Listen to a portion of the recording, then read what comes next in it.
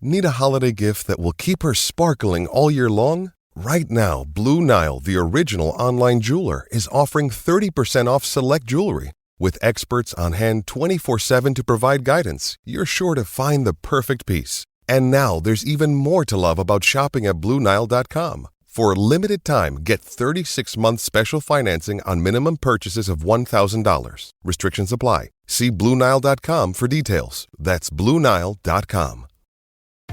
This episode is brought to you by Columbia Sportswear. It's snowing again, and that wind chill is killer. But you're not worried about that because you shop the Omni Heat Infinity Collection. It's warmth perfected with tiny gold dots that reflect your body heat inside and protect you from the cold outside. No snow or chilly temps can stop you now. Go out anyway. Shop the Omni Heat Infinity Collection now at Columbia.com/infinity. Max, the one to watch for the best in entertainment, now has live sports with the Bleacher Report sports add-on. 5, 4, 3, 2, I let one go. Stream hundreds of select live games from MLB. That's gonna go! NBA, NHL, U.S. Soccer, and NCAA Men's March Madness. We just see what we think we just saw! And it's all included for a limited time with any Max subscription. He got him! After the promo period, add it for $9.99 a month. Base subscription required. Serie Chronicles is a Media Chronicles production.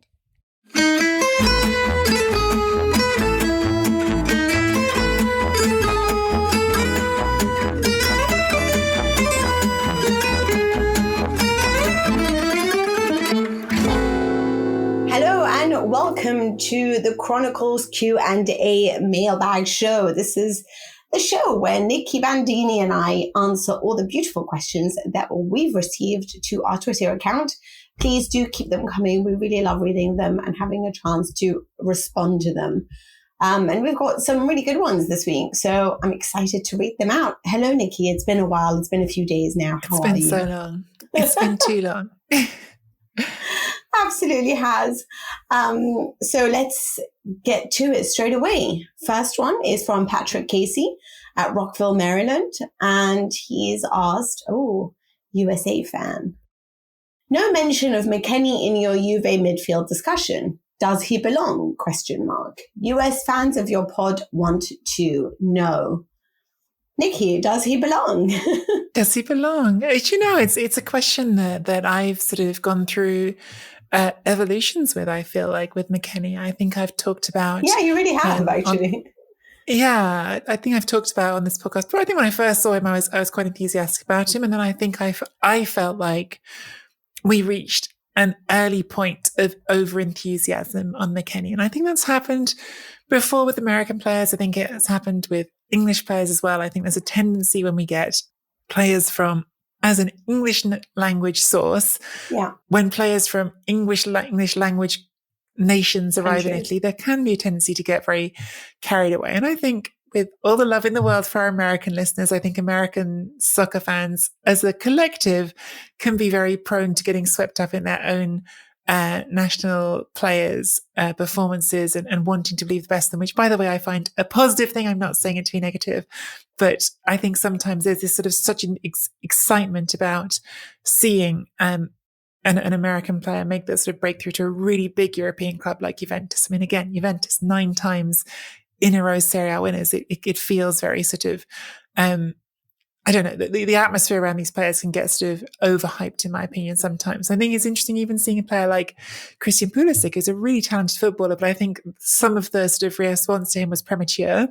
And then, you know, he maybe had a little bit of a dip and now he's back up again. And I think that, that for me is a bit, the situation with McKennie. I think there was this moment of like initial super excitement.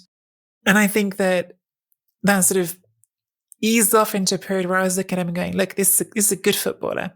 He's got things to recommend about him. But I think I described him on this show before and using what I think is an American term, like a sandlot footballer, someone who you sort of really feel like when he's just freelancing, when he's someone who's doing things just off his own back, operating in chaos, not operating in a rigid structure, really could impress because he's got so much energy, so much dynamism, so much ferocity, frankly, that I think he would sort of bend those situations to his will a bit. When the game breaks down, you see him really excel. And I think that's still true, that those are situations in which you see sometimes the very best of him, because I think he's such a forceful character that when others are not quite sure of themselves, when others are losing that sense of their grounding and their bearing, you really see him come forward. But I actually think in the last 6 months, this season in general, I feel like I've seen progression from him more generally. I think he has become something of in personality and in the way he carries himself on the pitch, something of a leader in this Juventus team. I think people are looking to him more. And I think he is becoming more nuanced in the way he plays the game. I think he's learning better how to time a run. He's learning better when to make those incursioni, as we talk about in Italy, the incursions, the line breaking runs, the sort of seeing the right spaces to attack rather than just playing in this sort of mad, frenetic, freelancing way, seeing much more the spaces and how to take advantage of them on the pitch. And he remains still someone who retains that, again, physical, aggressive energy, which I think is very valuable to Juventus, and I think sometimes does carry extra weight in Serie A, which is a league that can be very overly tactical at times, and sometimes you need someone who can just be a bulldozer. But I actually think he's really matured this season. I think he's probably someone who's learning well from Allegri, who is, despite his insistence sometimes that tactics are meaningless, I think he's quite a sophisticated thinker about the game and understands the game, and I think probably has taught him some things. So I think he's trending in a really good direction. And right now, for me, Mina, and I am certain you'll have your own opinion on this, but for me, he's, without question, if I'm picking a Juventus 11 right now, he's in it. He's in that Juventus midfield. I'm going to answer this question first as a fan and then as a objective journalist. And the first thing that I'll say as a fan is that I would like to sell all of Juventus's team, most of it anyway, yes. And especially in midfield, I would like to sell Bentancur. I would like to sell Ramsey as soon as possible. And even though he's, up for being sold, I want to lose Rabiot if that's a possibility for me. But I would like to keep Locatelli and I would like to keep Weston McKennie. I think it's interesting because last year we talked a lot about McKennie's growth, and Nicky made this wonderful point back then, and I kept thinking about it a lot. And Pirlo had these sort of very less tactical, very open sort of type of game in which chaos thrives, which is why Kessié was so fun to watch last season under Pirlo, and Weston McKennie was very fun to watch last season because there were just spaces all over the pitch. There wasn't so much positional discipline and sort of all these like rigid tactical approaches that certain coaches like Allegri do still believe in. And I think that McKennie was very interesting because he pops up in all the spaces and he makes use of that and he loves the chaos of it. And like Nicky puts it perfectly, he is a bulldozer. And I think it's that personality, it's that drive. It's coming from the Bundesliga that's very offensive minded, very attack minded. It's like, let's go, let's try to beat this, let's win the duel, let's push. And this was a team that was very different to what he had experienced in the Bundesliga. This was a team that had Ronaldo.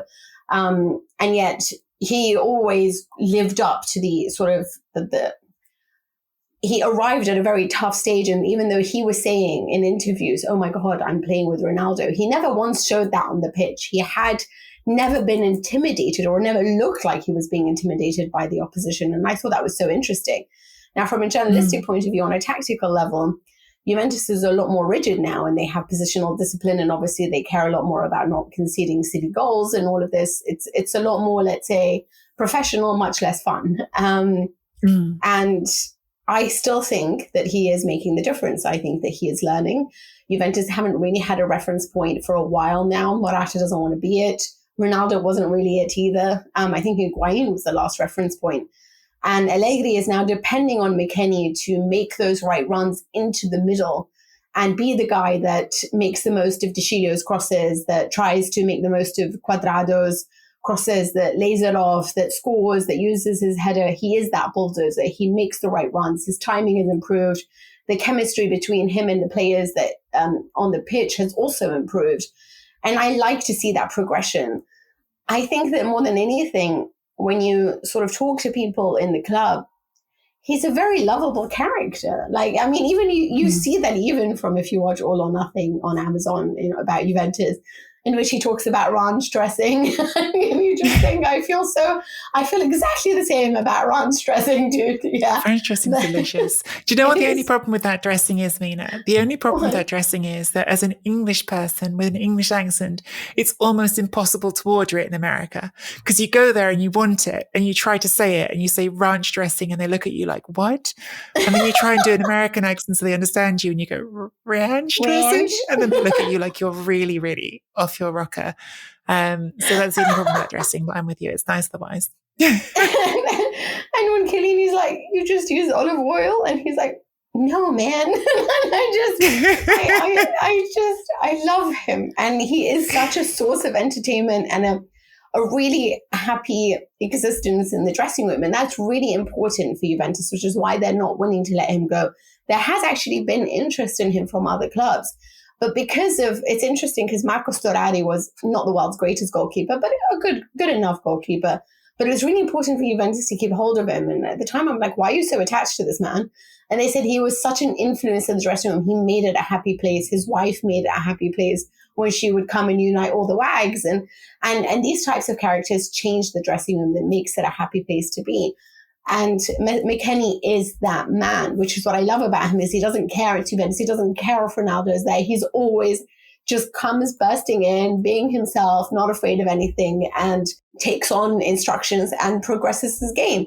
So like I said, I'm willing to sell most of my club, but if there is a player that belongs, no, I do think McKennie belongs. I think there is still a road for him to learn from, but I think Federico Chiesa has things to learn. So, he may not have like the talent of Pulisic, because I do really rate Pulisic, and I think that he's done so much at Dortmund and obviously at Chelsea, but McKennie is still very young, and what he does is obviously entirely different in midfield. But I do think that if he can cope with the tactical rigidity of this team and still make the difference, then he has a way to go, and I would like to keep him there because I think he adds a lot to the side. I always remember, tell me if I've said this before on this podcast, because sometimes I think I'm an old bore now who just repeats things. But I remember when I was, because I lived in the States for a couple of years, I worked in the States. I did a little bit of covering MLS while I was over there. But I remember reading a piece for, I think it was Howler magazine by Matthew Doyle, where he was trying to sort of dig into like, what's the heritage of US soccer? And he was sort of saying, look, Italy has Catenaccio, like what's America's version of that? What's our sort of core of soccer heritage? And he drew the lines with different countries as well. And what he settled on for America is he's like, in the end, I think the American soccer heritage is try hard, run fast, which is funny, right? Like it's a very sort of oversimplification of like American soccer down to like basically athleticism first. And funnily enough, I think that Weston McKennie started from try hard, run fast. Like I think that is where Weston McKennie begins, with that US soccer heritage. But I think he is becoming something more interesting than that over time. And I think that's awesome. Like it's fun to see. And by the way, is why we love to see players from the United States and also from England come to play in Italy, because I think the good ones, the ones who are open to learning, whether they stay in Italy long term or not, they come away with something new in their game that they didn't have before, because Italian football has things to offer. As everyone listening to this podcast already knows, I'm preaching to the converted. Next question we've got is from Dan Vega in Wales, who we read his question last week. 2 in 2 weeks, Dan, you're doing very well. Dan says, if Franck Kessié leaves Milan as expected in the summer, who would you both pick as a possible replacement, or does the squad have depth there to cover him? Could Tonali perhaps adjust his game and dovetail with Bennacer? What do you think, Mina? It's interesting because it seems like Stefano Pioli doesn't really believe in the Tonali Bennacer partnership, which I'm not entirely sure why. I mean, it hasn't really worked. I do see his point of view in the sense that when they have played together, it hasn't necessarily been this perfect relationship, but it is going to be very difficult. Honestly speaking, I cannot think of a name off the top of my head that Milan can afford and that would have the same impact as Franck Kessié. This goes back to, we were discussing on the main show on Monday. It comes out on Tuesdays. about whether or not Dybala's contract should be renewed. And I thought certainly at the time with Donnarumma that it was worth paying him the money. And then if you can no longer afford those wages because they are such a drain on your annual revenues and obviously what you're putting out, then you can sell him because there's a market for him and he's young enough to still command a huge fee and good enough. And I think the same with Franck Kessié. So I would probably do all I could to keep hold of him, even if it meant like a very expensive contract, because I think there's going to be a market for him for at least another 3 years. I think that he is somebody that's fine to go if he thinks there's a better opportunity there. I am a little bit worried in the sense that some of his performances have dipped, but Milan don't really have the money to invest a lot in this great player, but they didn't invest a lot in all of their team, and they have raised them to be the talented individuals that they have become, and yet still capable of being important members of a team unit and cogs in a wonderful tactical strategy that Pioli has. I do think Bennacer and Tonali are good enough to play together, and I do think that they can learn to work with one another and make the impact because they do have complementary skills, and Tonali can be defensive or very attack-minded. Bennacer is just so good on the ball and his speed of execution is so wonderful to watch. There's also Chronicles, but they would definitely need to find another midfielder because I don't think Chronicles is of that level. I can't think of one. Can you think of one that you think that they could afford or bring in? Because it's not Ndombele, certainly not with his salary requirements from Tottenham, who's on the market. Yeah, no, I think Milan, like lots of Italian clubs, would have to always be creative and be looking for the less obvious candidates, be looking for the next up and coming thing rather than the next sort of ready-made thing. And double A is an interesting idea. I think you are looking in the sort of right mold there, but yes, the costs would be interesting and challenging for Milan.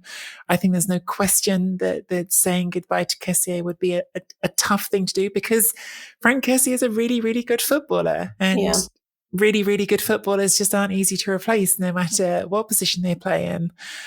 I don't see a fundamental problem with the idea of Bennacer and Tonali playing together.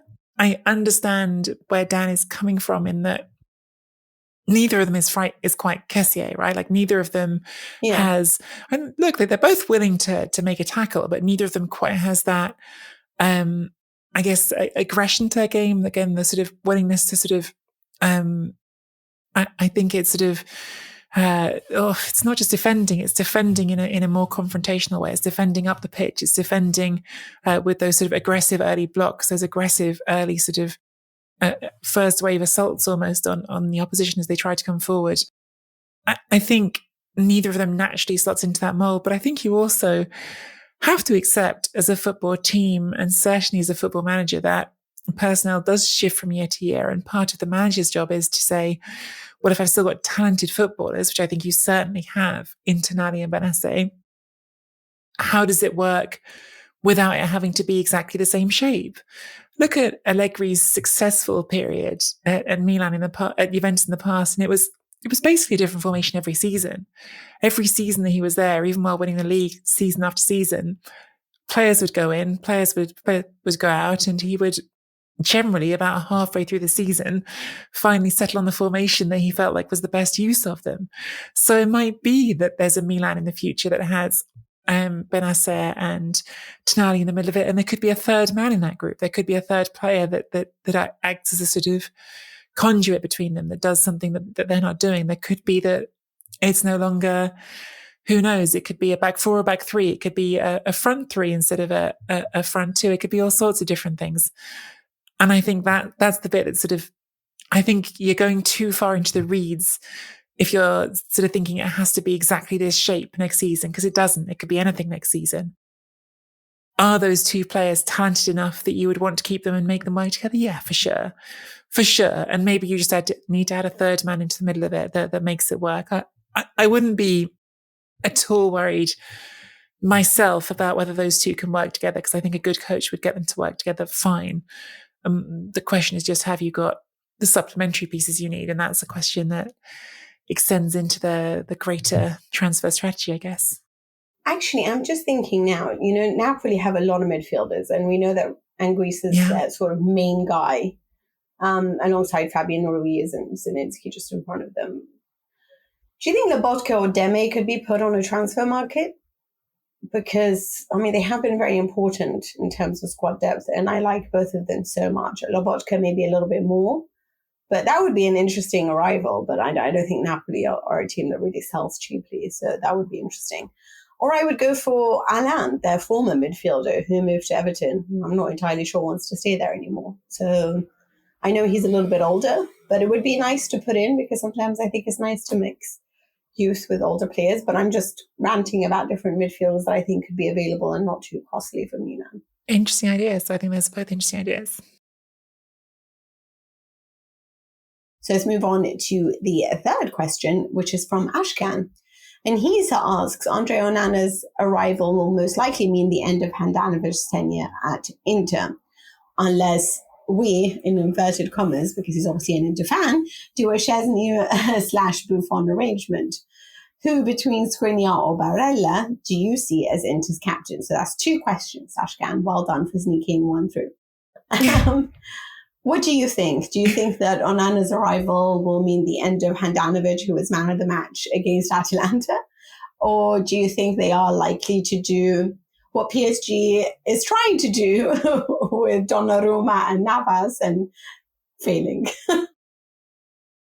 I could certainly see a season of split duties. I think that's not that uncommon nowadays. I mean, think about how long Buffon and Szczęsny coexisted at Juventus with a sort of slowly shifting, I guess, prominence within that relationship. I think it's a bit different here, right? Onana is coming in with probably a stronger hand perhaps than Szczęsny had, although Szczęsny had come off a good time at Roma when he came to Juventus. I think it's a move that Inter needed to make sooner or later. If you'd asked me a year ago, I would have said they need to make it sooner because Handanovic isn't playing very well. But actually, again, when the facts change, the analysis changes. Handanovic has played better again in the last, this season, really, I think. So it's complicated. And the answer to that question might depend on the will of those 2 players. I don't know if Handanovic would be the sort to turn around and say, no, I'm starting or I'm out of here. I expect not at this point of his career. I think he held on so long at Inter. And I thought at a certain point, I worried for him that when he was really, in my opinion, the best in Serie A, he was never going to get to play these regular Champions League games, get to win a league title. And now he's done those things. But for sure, even though he's playing well again this season, he's not getting any younger. None of us are, but he's at the end of... I am. I'm joking. Look, some of us stopped firmly at 29 and haven't moved since. We're still not getting younger. We're just doing age.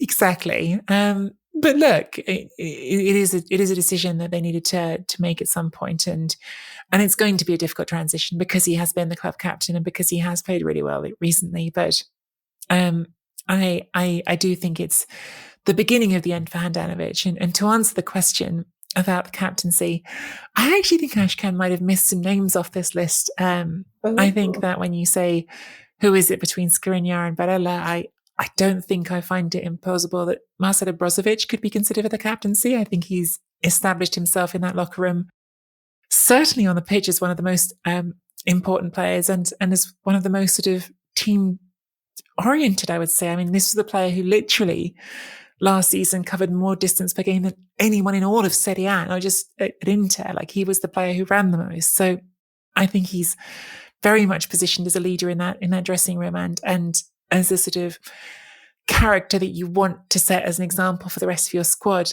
The other name, it's probably too soon. It probably is, but the other name in my head is, week by week, Alessandro Bastoni feels more and more like a future leader for Inter and Italy. And I love him. If you wanted to go that way, I could see it happening. But look, I also think that's a decision that's been made perhaps too recently, too mistakenly, in the case of Romagnoli at Milan, and perhaps that example of don't give the poor young centre-back who's still coming on all the responsibility, let them keep developing, might be a more prudent approach.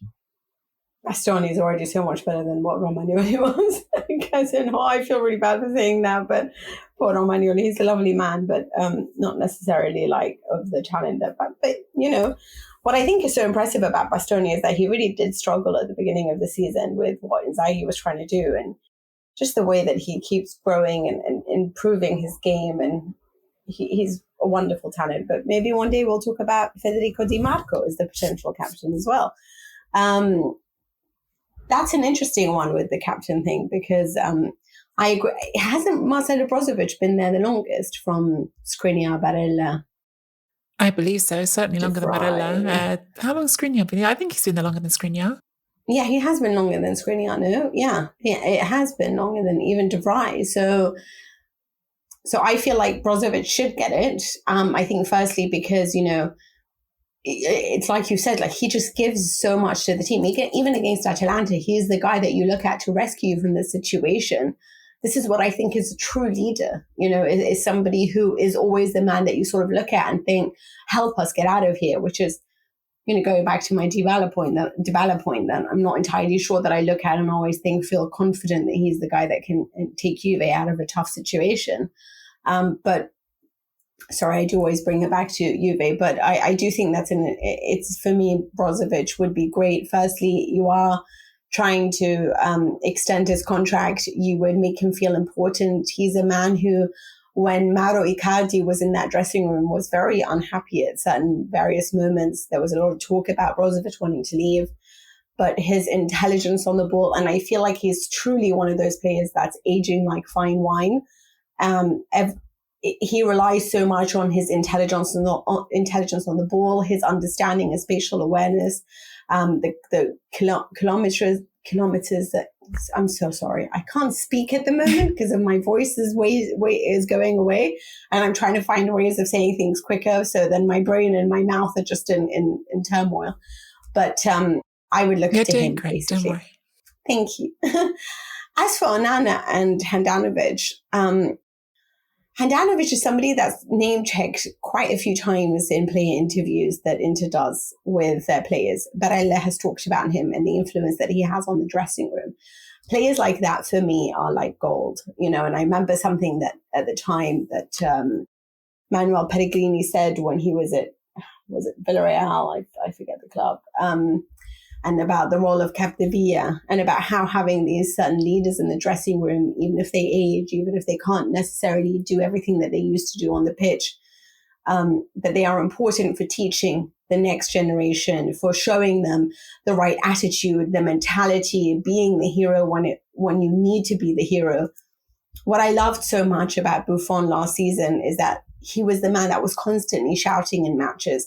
Pirlo was drowning in certain games, and Buffon would come on and play at the back and be like, come on, keep this up.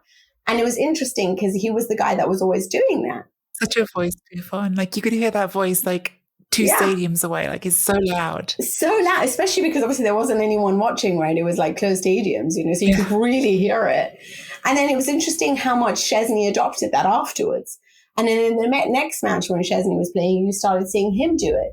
And so I think it's important to have sort of like this clear line. And this was spoken a lot about how Milan created these wonderful defenders, is because you do have, you know, the likes of like obviously Baresi, and then you have Maldini, who, you know, he's passing on his experience to Maldini.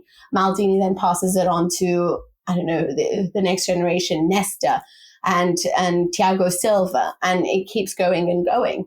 And I think it's important to keep Samir Handanovic, I think, for at least 2 seasons, and make sure that, yes, you alternate them, whatever it is, but he is still a very important figure, not just on the pitch and his man of the match performances, but his experience, his mentality, his maturity, and the fact that he can make the difference to this day, whether it be with his voice, whether it be with his understanding with the defenders. Definitely not the end of the road for me. And I feel like he's been such a loyal servant for Inter that I hope that he gets treated well. And he's never somebody that's spoken out. He has held firm with all the disasters that have happened in the dressing room before Marotta came in and organized everything. So, and I think that he'll be important for Onana's arrival and for him to really get adapted to a different type of league. Obviously Ajax and everything that's done in in the Netherlands is different to how Italy plays the game. And I think that it would be nice to have somebody there that can help you out and still play a vital role. So I would certainly keep that there and obviously alternate them. There's a lot of matches, so there's no need to worry about that. You've seen some greats, from Keylor Navas and Kessié obviously change and rotate with whoever was there. So I don't see it being a problem there. I guess that is all we've got for this week's Q&A. Thank you, Mina. I hope that everyone enjoyed this week's episode. Do check out our new website at seriechronicles.com to find all our episodes, to find reviews, to contact us, and to become a Chronicles Tifosa on Patreon by clicking the link to get access to exclusive bonus content and podcast episodes, which we are busily planning at the moment. Get your questions in on Twitter at SerieAchronPod with the hashtag ChroniclesQ&A.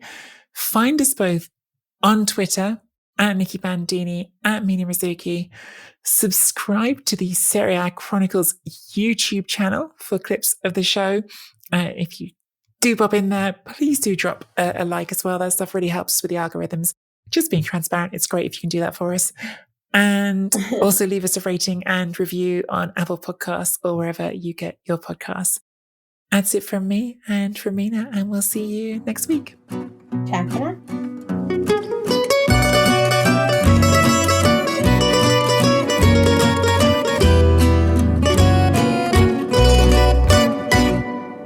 Guys, I do really I can't see can we do the rest sort of just me being on the microphone, because I can't look at the screen anymore. I've got a really horrible headache now.